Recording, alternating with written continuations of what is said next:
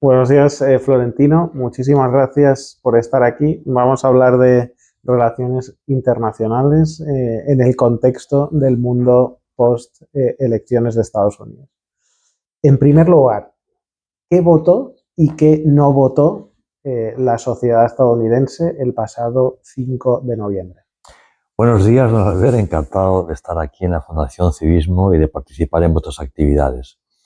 Las elecciones norteamericanas recientes, que han sido presidenciales, legislativas y luego de cada uno de los estados, son siempre interesantes, pero en esta ocasión lo han sido muy especialmente por la enorme tensión política que vivió hoy Estados Unidos, igual que cualquier otro país occidental, España, Francia, Alemania, no hay una gran diferencia, y porque las posiciones estaban, por una parte, muy fragmentadas y, por otro lado, muy radicalizadas.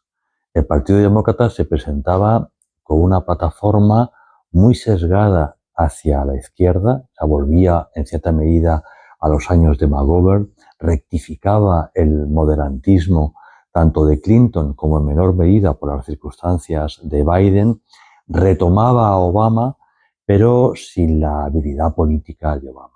Harris no es ni mucho menos un peso pesado y no puede jugar con las ambigüedades con las que sí jugó Obama. Por lo tanto, para un norteamericano medio, Harris representaba el movimiento woke, que es un movimiento de cultura social que implica cambios importantes, y utilizando su terminología, la claudicación, el cierre de determinados consensos históricos de Estados Unidos, y llegaba con una mochila incómoda, la mochila de la inflación. Para un ciudadano normal, que no tiene un salario muy alto, el fin de mes durante la etapa Biden se ha complicado. Es una inflación que tiene que ver con el aumento de la deuda. El aumento de la deuda tiene que ver con una opción estratégica de ayudar a las empresas norteamericanas a dar el salto hacia la revolución digital. Todo tiene un porqué, pero tiene un coste. Y el coste es que mucha gente que no tiene por qué entender tanto de revolución digital dice, oye, mi fin de mes se ha complicado. Y yo veo más Estado y yo veo que llego peor. Por otro lado, aparece o reaparece el movimiento nacionalista y proteccionista encabezado por Trump, que es una reacción a los efectos no deseados de la globalización. Las empresas se deslocalizan, determinados procesos se externalizan, que en cierta medida también es deslocalización. Eso genera pérdida de puestos de trabajo en Estados Unidos, tanto de ingenieros como de gente con mono azul que está en las cadenas de montaje. Y lleva a mucha gente a pensar, Dios mío, las élites me han dejado tirado. A las empresas les va muy bien porque la deslocalización supone mejores beneficios. Al Estado le va muy bien porque deja una estrategia nacional de fomento de clases medias y de moderación en otras partes del mundo, pero a mí me va muy mal porque me han dejado tirado. Esta revuelta contra las élites por parte de la América profunda ha sido canalizada por el Trump, que ha reinventado el Partido Republicano. Ya no se parece en nada al Partido Republicano de Ronald Reagan, aunque sí se parece bastante a cómo eran los republicanos antes de Ronald Reagan. O sea, que no hay una ruptura total, sino que hay un reacomodo histórico. ¿Representa Trump a la mayoría de Estados Unidos? Ni hablar, no. Dentro, por otro lado, del movimiento que encabeza Trump hay corrientes muy distintas. La que dirige su actual vicepresidente es una corriente muy coherente que representa a las clases obreras históricas. Pero por otro lado aparecen los narcoliberales californianos, que cada vez son más tejanos y menos californianos, que lo que quieren es menos Estado. Bueno, Trump, como todo político importante, juega a la ambigüedad para poder captar corrientes distintas que se complementan y luego ya veremos cómo chocan entre sí el día que haya que gobernar. Aún así, sumando estas corrientes que encabeza Trump, la suma no da victoria. El resultado último, y aquí ya juega el voto en contra y no el voto a favor, es toda esa gente que no se siente representada para nada por Harris, que no se siente representada para nada por Trump, que rechazan radicalmente a Harris y Trump. Al final dice, bueno, pero yo estoy aquí y yo voy a vivir los efectos de cualquiera de los dos. ¿Cuál de las dos plataformas me genera mayor rechazo? Y finalmente, Harris, el movimiento woke y los efectos de la inflación, y el debate sobre inmigración, que es un debate ambiguo y no siempre muy racional, es el cóctel de esos tres elementos ha hecho que mucha gente haya votado contra Harris. Es muy bonito ver el voto oculto que se traduce en el día a día del debate político en las empresas que hacen los sondeos. Las empresas demoscópicas han vuelto a equivocarse. Vamos a ver, no es que se hayan equivocado, es que han sido engañadas por un votante a quien le da vergüenza de decir voy a votar a Trump. Entonces no han dicho la verdad y por lo tanto han engañado. Pero eso es muy bonito en términos de análisis político, porque te enseña, porque los muestra muy bien la diferencia entre el que quiere votar a Trump, porque se siente representado en mayor o menor medida, y el que no quiere votar a Trump, pero ha votado en favor de Trump porque en realidad lo que quiere es acabar con el movimiento woke o con los efectos de la política demócrata. Por lo tanto, hay segmentos distintos, sesgos distintos, y para poder entender lo que ha ocurrido hay que valorar la riqueza de esta complejidad. Muchas gracias, Florentino. Trump estos días, hace menos de una semana, se ha reunido con el secretario general de la OTAN. Han exhibido buena sintonía. La OTAN ha estado presente en el argumentario de Putin en relación a la guerra de Ucrania y a otros elementos. ¿Cuál va a ser la relación del presidente Trump con la OTAN? En primer lugar, el secretario general de la Alianza Atlántica, en concreto de la Organización para el Tratado del Atlántico Norte, la OTAN, es Rutte. Rutte es en estos momentos el único político europeo de cierta talla. Más allá de Rutte no queda nada. La crisis de las élites europeas ha llegado a un punto sencillamente extraordinario. Pero Rutte todavía es alguien importante.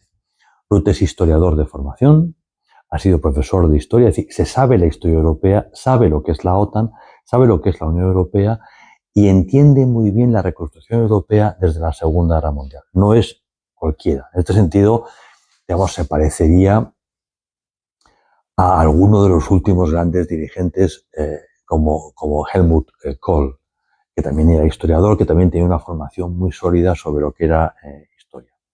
Rutte ha presidido el gobierno neerlandés en situaciones muy complicadas durante bastantes años. Y Rutte ha coincidido con Trump en su anterior periodo. Y se entienden, porque Rutte es un hombre de alianzas. Entonces, vamos bien porque tenemos a alguien por parte de los europeos, aunque actúa como alto funcionario, no como dirigente, que puede entenderse con Trump. Y esto no es poca cosa en estos momentos. ¿Cómo ve el tema Trump? Trump guarda un mal recuerdo de la Alianza Atlántica, considera que es una alianza no operativa, porque los aliados, uno, no son gente decente, es decir, que no cumplen sus compromisos, que durante años no han hecho la inversión en defensa suficiente para que ahora las capacidades militares sean operativas. Es decir, Estados Unidos tiene un conjunto de estados que se llaman aliados que en caso de conflicto serían un problema. El problema no solamente es la amenaza. A veces es más problemático tu socio, tu aliado, que tu enemigo. Al enemigo le ves venir. Confías en tu aliado y se convierte en Mussolini de Hitler. Y es un mal negocio. Para Hitler fue un mal negocio Mussolini. Estados Unidos no quiere tener estados al lado. Por otro lado, Trump no es un hombre que crea en el multilateralismo, cree en la bilateralidad. Trump, con buen criterio, piensa que tanto Estados Unidos como la OTAN ha gestionado mal la crisis de Ucrania. Para Trump es importante en un tiempo breve tratar de resolver Ucrania. Y para eso tiene que hablar con los aliados, además de hablar con Putin. Bueno, Trump tiene una idea muy primaria y muy elemental de la crisis de Ucrania y afortunadamente Putin le va a despertar. Cuando llegue allí a negociar con Putin va a descubrir que el tema es bastante más complicado que Ucrania. Y en ese momento es muy importante el papel que vaya a jugar Rutte y el papel que vayan a jugar algunos importantes dirigentes europeos. Porque será el momento en que Trump sufra una ducha de realismo y de complejidad y empiece a comprender que lo que está en juego no es Ucrania, sino el sistema de seguridad occidental. Al mismo tiempo, los europeos ven venir lo evidente, y es, uno, que Estados Unidos va a exigir de verdad inversiones, que ya no serán como poco equivalentes al 2% del Producto Interior Bruto durante un tiempo prolongado, porque esa cantidad ya se ha quedado corta. Habrá que ir a una cantidad superior. ¿Será el 3? No lo sé. Pero esa cantidad se nos va a imponer en un momento en que Europa está cargada de deuda y buscando dinero para la inversión en torno a la revolución digital. Dinero que no aparece. Dinero que alguien considera que hay que captarlo mediante deuda y a otros se ponen los pelos de punta pensando deuda más y administrada por quién, que no son temas precisamente menores. Entonces, Europa va a sufrir una presión muy fuerte, pero esa presión muy fuerte sobre qué invierto va unida a lo fundamental, y es para qué invierto. ¿Qué sentido va a tener la alianza en el futuro? ¿A qué estrategia va a responder? Y sobre todo, en un mundo global, el marco geográfico de la alianza se ha quedado corto. La OTAN o es global o no va a ser. Y global quiere decir que hay que asumir de verdad lo que aparece en el concepto estratégico aprobado en Madrid, y es que China es un reto sistémico. ¿Qué quiere decir reto sistémico? ¿Cómo se reacciona ante un reto sistémico? ¿Qué relación vamos a tener con Japón, con Corea del Sur y con Filipinas? ¿Qué relación vamos a tener con el espacio ASEAN? ¿Qué relación vamos a tener con India en el plano de la seguridad? Estos son los temas de verdad que van a llegar en cuanto se pase el primer susto de Ucrania, cuando Trump descubra lo complicado que es Ucrania, lo complicado que es negociar con Rusia, porque Rusia no quiere negociar con Ucrania. Quiere negociar sobre el espacio de seguridad occidental. Y allí entraremos en el momento realmente importante, que es el buscar sentido a la OTAN en el futuro, partiendo de que Estados Unidos necesita a Europa y Europa necesita a Estados Unidos. Algo que Trump todavía no acaba de entender, pero que acabará entendiendo. Esta semana se ha dado el visto bueno muy ajustado a la nueva Comisión Europea. Se ha hablado mucho de la estrategia europea de defensa. ¿Qué podemos esperar de Europa en la estrategia global de defensa de Occidente? Vamos a ver, la Unión Europea ha vivido una experiencia muy interesante en el quinquenio que acaba de concluir. Recordemos que las legislaturas europeas son de 5 años. En ese quinquenio, bajo la dirección de Josep Borrell, se ha tratado de dar forma a una Europa de la acción exterior. Y el resultado ha sido catastrófico. La Unión Europea ha sido un no actor en la crisis de Ucrania, tendiendo al ridículo, y ha sido un penoso actor en la crisis de Oriente Medio, tendiendo al ridículo. Estas duchas de realidad, de nuevo, son muy ilustrativas, y en estos momentos Europa se ha dado cuenta de que no ha llegado al punto de madurez suficiente para poder ser actor en ese tipo de conflictos.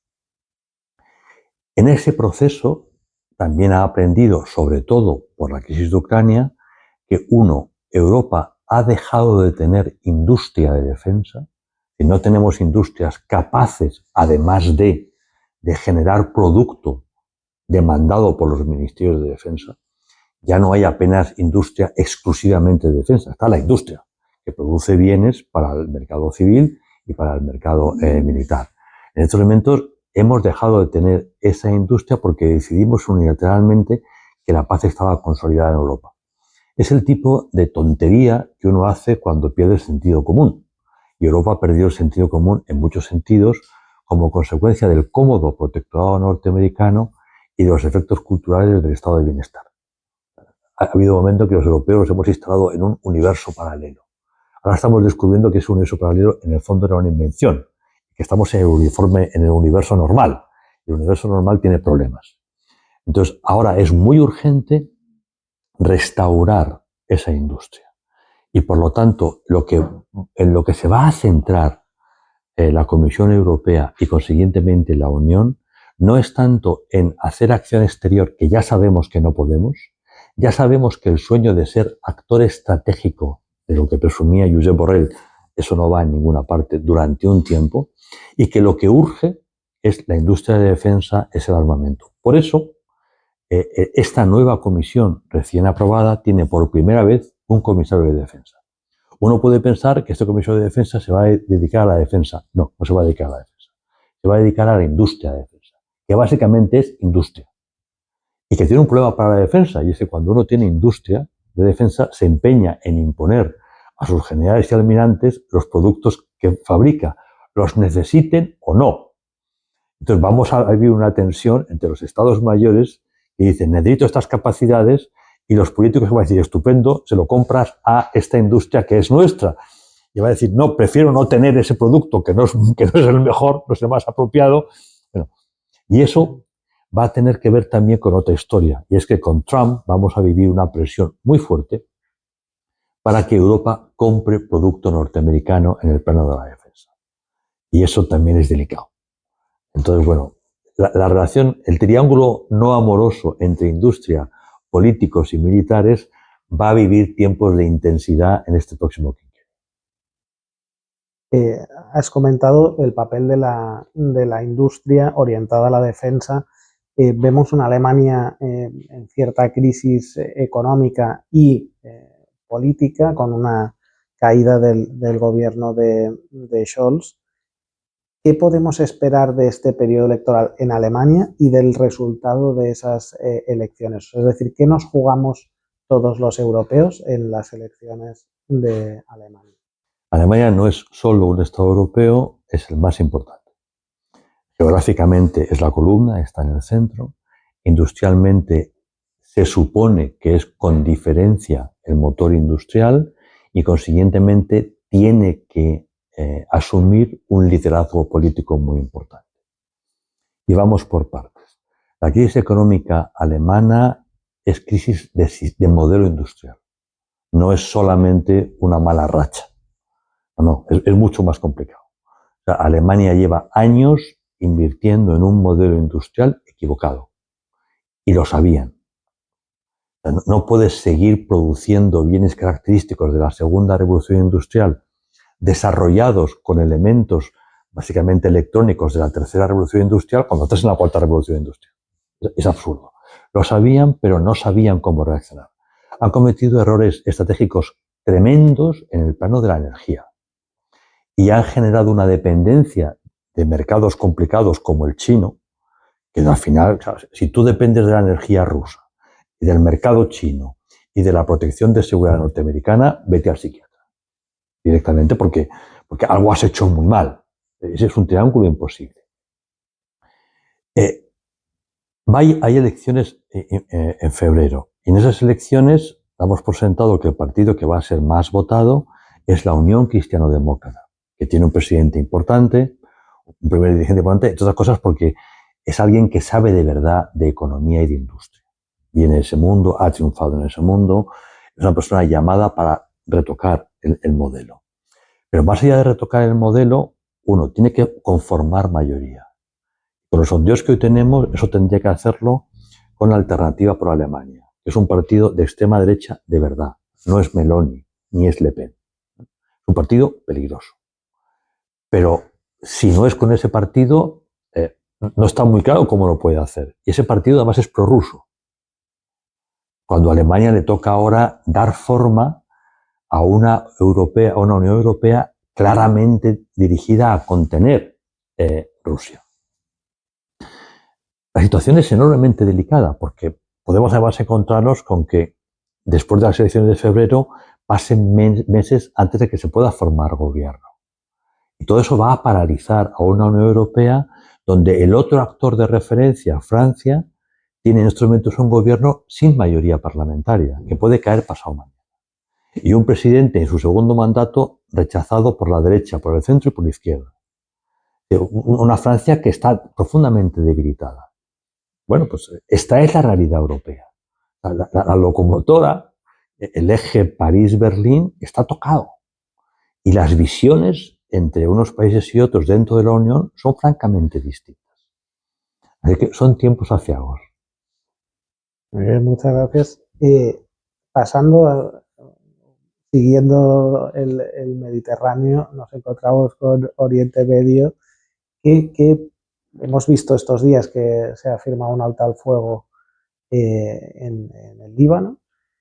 ¿Qué podemos esperar de esa región, del papel de Irán con el cambio de gobierno de Estados Unidos y la relación Israel-Palestina? La región de Oriente Medio es, sin lugar a dudas, la más compleja del planeta. Por lo tanto, para alguien como yo que tiene que explicar estas cosas, pues es muy difícil, porque una persona que nos esté escuchando pensará que esto va de Israel y los palestinos y que hay un cierto problema entre Arabia Saudí e Irán. El tema es mucho más complicado. Lo que vertebra la región es la tensión entre islamistas y no islamistas dentro del mundo musulmán, que se expresa políticamente en cómo un país no árabe, un país persa, Irán, se ha hecho con el liderazgo del bloque islamista, que son gobiernos y grupos, para tratar de desestabilizar el bloque árabe no islamista o digamos, relativamente moderado. Los árabes se han sentido huérfanos tanto de Europa, que vive en una galaxia distinta, como de Estados Unidos, porque Estados Unidos es un país ya imprevisible, depende del presidente, está en una posición o en otra. Los intentos demócratas, del Partido Demócrata norteamericano, de llegar a entendimientos con Irán en el plano nuclear, han generado un malestar y una desconfianza enorme entre los árabes. Y finalmente lo que se ha forjado allí es una alianza muy importante entre los árabes moderados e Israel, que es el país fiable para ellos. Últimamente hemos vivido la guerra de Gaza, derivada después, que ha derivado después en la guerra del Líbano, donde los árabes, y esto es una cosa que cuesta entender en Europa, y que Josep Borrell parece que nunca llegó a entender, es que los árabes son socios de Israel en la guerra contra Hamas en Gaza y en la guerra contra Hezbollah en Líbano. Mientras que Irán utiliza a Hezbollah y utiliza a Hamas no ya para hacer desaparecer a Israel, que desde luego, sino para desestabilizar a Egipto, a Jordania, a Arabia Saudí, a Emiratos. Lo que llega ahora con la presencia de Trump es un apoyo en principio mucho más decidido a este matrimonio, que se expresa en los denominados acuerdos Abraham, que se firmaron durante la anterior etapa de Trump. Y por lo tanto, una posición muy firme de Estados Unidos frente al denominado eje de resistencia, que es la coalición que gira en torno al liderazgo iraní de los ayatolás con las banderas clásicas del islamismo. Europa está totalmente fuera de juego. Europa no ha sido capaz de entender esta dinámica. Se ha encerrado en una posición muy crítica contra Israel por lo ocurrido en Gaza, sin entender que esa posición no es solo de Israel, sino de los países árabes, y sin entender lo que era el chantaje que planteaba Irán y Hamas, convirtiendo a la población gazatí en un escudo humano. Si la población gazatí es un escudo humano, la responsabilidad es de Hamas, no de Israel. Si Israel acepta el chantaje, Hamas gana la guerra y, consiguientemente, eso da un paso en adelante para desestabilizar a Egipto, Jordania, etcétera, etcétera. Europa no ha estado a la altura de las circunstancias, no ha entendido la estrategia que estaba jugando Irán y, por lo tanto, ante los árabes ha quedado como un Estado digamos, fuera de juego. Alguien que actúa como un zombi sin entender la lógica. Y los árabes ahora celebran la llegada de Trump, pero Trump es imprevisible para todos y, por lo tanto, los árabes son, digamos, prudentes a la hora de esperar qué puede llegar a ocurrir. Henry Kissinger, a quien bien conoces, fue un pionero, si lo podemos llamar así, en las relaciones con China. ¿Y qué diría Kissinger ahora o qué podemos aprender de Kissinger para el momento actual y también en concreto con el caso de China? Pues Kissinger lo que nos diría es, tenéis que asumir que un tiempo histórico ha quedado atrás y que por lo tanto digamos, los conceptos, las interpretaciones, los instrumentos, las estrategias de ese tiempo, hay que guardarlas en un archivador y dejárselas a los historiadores. Ahora lo que nos toca es entender la naturaleza del nuevo periodo histórico en el que estamos. Y aquí no hay ningún orden. Es un tiempo de desorden. Es un tiempo de competición, a ver quién gana la revolución digital. Por lo tanto, no estamos en una batalla ideológica, no estamos en una batalla donde el primer frente es de carácter diplomático-militar, es una batalla tecnológica. Y esa batalla tecnológica nos impone unas perspectivas distintas, y es cómo consigo las materias primas que necesito para producir, lo cual me lleva a que diplomática y militarmente tengo que garantizarme una relación cómoda con determinados países, cómo consigo consolidar un espacio en el que yo pueda colocar mis productos, o sea, las cadenas de distribución, no las cadenas de aprovisionamiento, las de distribución, para poder generar riqueza. Y todo eso, de nuevo, me plantea un reto diplomático y militar. Tengo que proteger todo eso. Al mismo tiempo, siempre garantizándome que soy el mejor innovando. Pero para poder innovar, tengo que innovar con mis socios. No puedo convertir a mis socios en vasallos. No puedo decirle, tú vas a ser mi aliado, pero tú no vas a tener innovación y te vas a limitar a comprar lo que yo produzco. Necesito crear una comunidad de intereses. Eso es lo que nos diría Kissinger. Kissinger lo que nos ha enseñado siempre es a pensar. Es lo que decía, vamos a ver, no te limites a actuar desde la táctica, desde lo inmediato. Sé capaz de pensar. Y si eres capaz de pensar y entiendes la naturaleza de los problemas, serás capaz de establecer estrategias. Y entonces de la estrategia derivaremos actos, derivaremos los movimientos tácticos. Pero si no, somos pollos sin cabeza, que es exactamente lo que estamos siendo. En relación al conflicto, a la guerra de Ucrania, hemos visto recientemente cómo han entrado en escena los soldados norcoreanos que están apoyando a Putin en la invasión y en determinados frentes de Ucrania. ¿Qué significa esto y qué hay detrás de esta implicación? Significa fundamentalmente dos cosas. Primero, que Rusia tiene problemas para movilizar tropa. No tiene tropa. Rusia es un país muy grande en territorio, pero su demografía es muy limitada. Y ya ha hecho uso y abuso de su propia gente. Entonces necesita tropa. Y la busca en Yemen, y la busca en Corea, y la busca donde esté. Porque tiene dificultades. Es una manifestación de la debilidad de Rusia. En segundo lugar, lo que nos plantea es el papel de Corea del Norte dentro de ese entorno. Corea es un problema para los coreanos, los del norte y los del sur. Es un estado enloquecido.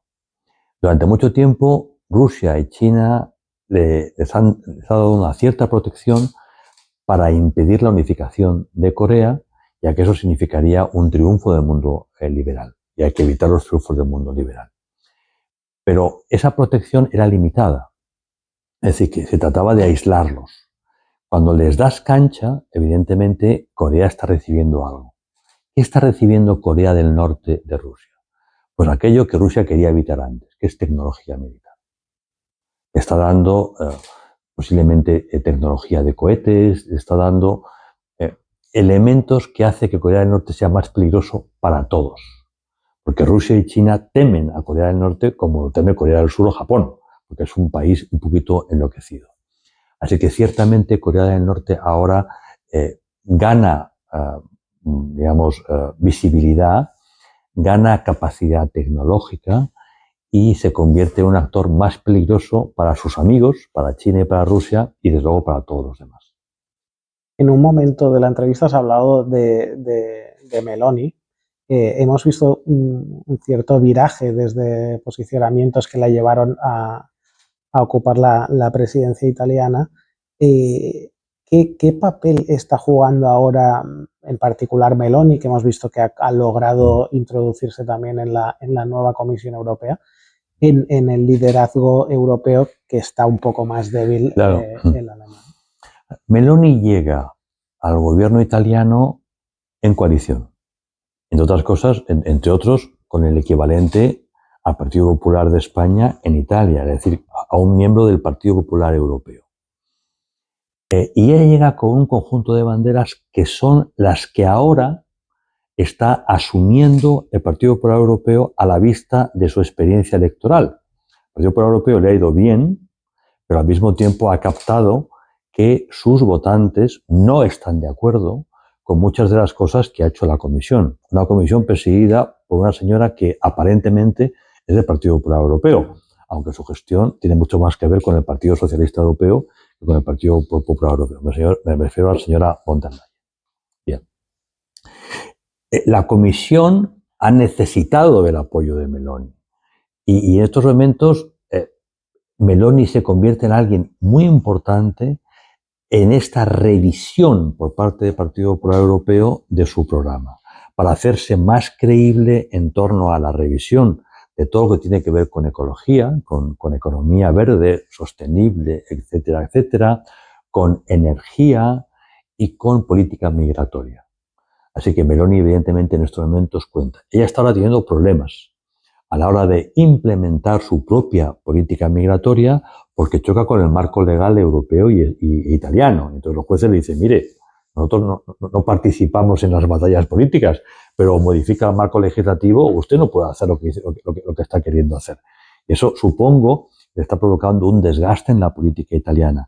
Pero por otro lado, los italianos están viendo cómo Europa gira en la posición marcada por Meloni porque ella tenía razón, mientras que el Partido Popular Europeo ha cometido errores muy serios durante el último quinquenio. Muchas gracias. Y ya para acabar, ¿cómo queda nuestro país en la política exterior? Principalmente con dos casos, ¿no? El norte de África y la otra es todo lo que ha sucedido con Venezuela y está sucediendo en América Latina. Sí. Por una parte, España es un país que, sobre todo en la Alianza Atlántica, pero también en la Unión Europea, advierte continuamente de que no debemos prestar solo atención al este, sino que el sur es muy problemático. Y el sur no es solamente el conflicto de Oriente Medio, sino también de Oriente Próximo. Pero lo que nos dicen en Europa, tanto en el marco de la Alianza Atlántica como en el marco de la Unión Europea, es, bueno, si eso es así, ¿por qué usted invierte tan poco en el sur? ¿Por qué presta tan poca atención al sur? ¿Por qué usted es el país de la Alianza Atlántica que menos invierte en defensa? Con gran diferencia. Entonces entramos en una contradicción absoluta. Por una parte, hemos venido alertando de la deriva de lo que podía hacer Marruecos, pero por otro lado, en el último momento, el gobierno español ha claudicado ante Marruecos. Y ha claudicado de manera francamente vergonzosa y humillante. Y eso tiene que ver con casos de inteligencia que también afectan al Parlamento Europeo y tiene que ver con temas muy, muy delicados. Bueno, digamos, nuestro giro ha llevado a Francia a dejarse de tonterías y reconocer directamente que el Sáhara es marroquí, porque si nosotros, que somos quienes tenemos que defender, porque tenemos ese compromiso ante Naciones Unidas, que el Sáhara está en un proceso descolonizador y lo hemos dejado tirado, evidentemente Francia ha cambiado de posición, dejándonos a nosotros en una posición francamente delicada. Por tanto, España pierde peso diplomático porque es incoherente en el tema del norte de África, tanto en la Unión Europea como en la Alianza Atlántica. El tema de Venezuela es mucho más grave porque Venezuela, por una parte, es una dictadura, pero por otro lado, y esto es lo más importante, es un país clave en el mercado del narcotráfico y en estos momentos cada vez más importante en el crimen organizado. Es un país que trata de desestabilizar toda América Latina. Entonces, para la Unión Europea es muy complicado entender a qué está jugando España. Si España es el adalid porque nos corresponde históricamente de defender los valores de la Unión Europea en América Latina, cómo nuestros socios son aquellos que se dedican a combatirlo, cómo nuestros socios son aquellos que están en el mercado de la cocaína, cómo nuestros socios son aquellos que están en el mercado del crimen organizado, cómo miembros de nuestro gobierno están empantanados en temas de alta corrupción con esta gente. Evidentemente todo eso pues lo que hace es debilitar enormemente en nuestro margen de maniobra dentro de la Unión Europea y no digamos ya de la Alianza Atlántica. O sea, no es difícil imaginar lo que la administración Trump puede pensar del gobierno español en estos momentos, dado su papel en América Latina, no solamente en Venezuela, también en Cuba. Muy bien, y nos acercamos al inicio de Año Nuevo 2025 y para acabar la entrevista, quizás si nos puedes decir un deseo en relaciones internacionales para este 2025. Pues que Occidente, que es mi terreno, que es donde vivo, más allá de España, que es mi país en concreto, haga la digestión intelectual de cuál es nuestro papel en este mundo actual y lo haga lo antes posible. Tenemos que madurar una visión conjunta de cuál es el papel de Occidente en el tiempo que nos toca vivir, el tiempo de la cuarta revolución digital, en un tiempo que sencillamente empieza a desbrozarse, que no sabemos muy bien hacia dónde va a ir, pero donde nuestros valores y nuestros intereses siguen siendo conjuntos. No hay unos valores norteamericanos distintos de los europeos, no hay unos intereses norteamericanos distintos de los europeos. O vamos de la mano o todos perdemos. Muchísimas Un gracias, placer. Florentino.